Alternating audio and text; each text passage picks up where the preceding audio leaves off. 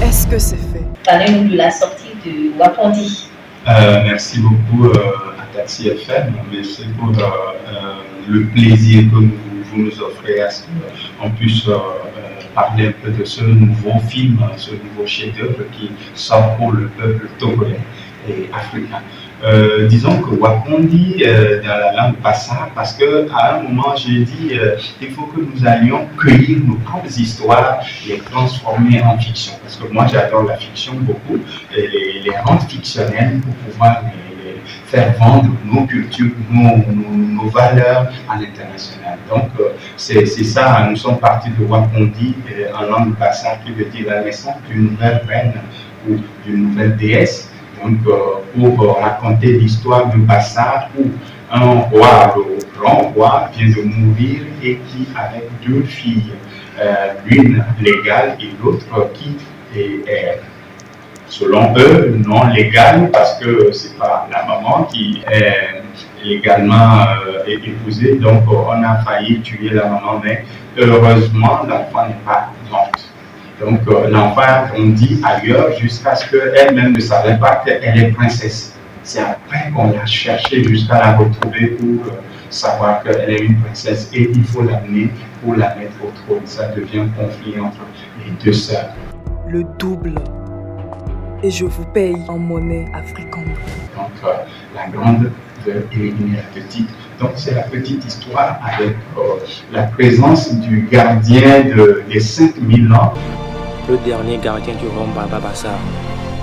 Selon l'histoire de Bassa, quand je suis allé, on dit que Bassa est un peuple qui a un lion invisible qui protège ce peuple. Donc ce lion invisible existe sur leur montagne. Quand tu es d'une mauvaise foi, ça intervient, ça apparaît et ça détruit. Donc le gardien des 5000 ans que j'ai représenté dans le film, c'est en quelque sorte la représentation de cette divinité qui protège ce peuple. Vous êtes l'élu.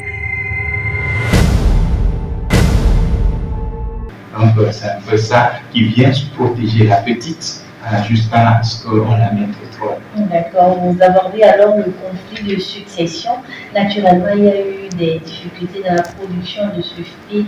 Est-ce que vous pouvez nous parler de ces difficultés? Oui, merci. Des difficultés maison. Ce n'est pas sur un fond d'une subvention ou d'un producteur extérieur. Donc, il y a des difficultés à gérer plus de 25 acteurs et avec des figurants et tout ça, c'est compliqué. Comment vous ressortez l'émotion avec tous les acteurs en collaboration. Ça a été, on va dire, beaucoup d'amusement entre nous pour donner ce film qui je pense que c'est déjà waouh. Dieu est grand. Nous sommes au lendemain de cette production, donc on dit grand merci. Après la post-production et tout ça, c'est de l'argent.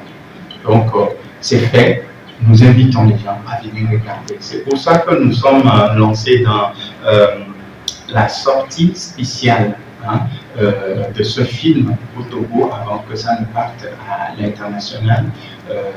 Le 26 novembre particulièrement, le film sort en avant-première à 2 février avec nos partenaires, les partenaires hôtels du 2 février, et puis au grand public le 18 décembre. Dimanche, nous invitons les gens à sortir en famille pour aller découvrir ce que les Africains qui pensent réaliser leur histoire et ce qu'ils nous offrent en fiction. Donc, je crois que l'appel est lancé, nous sommes dans les courses, les partenaires peuvent nous rejoindre et nous accompagner.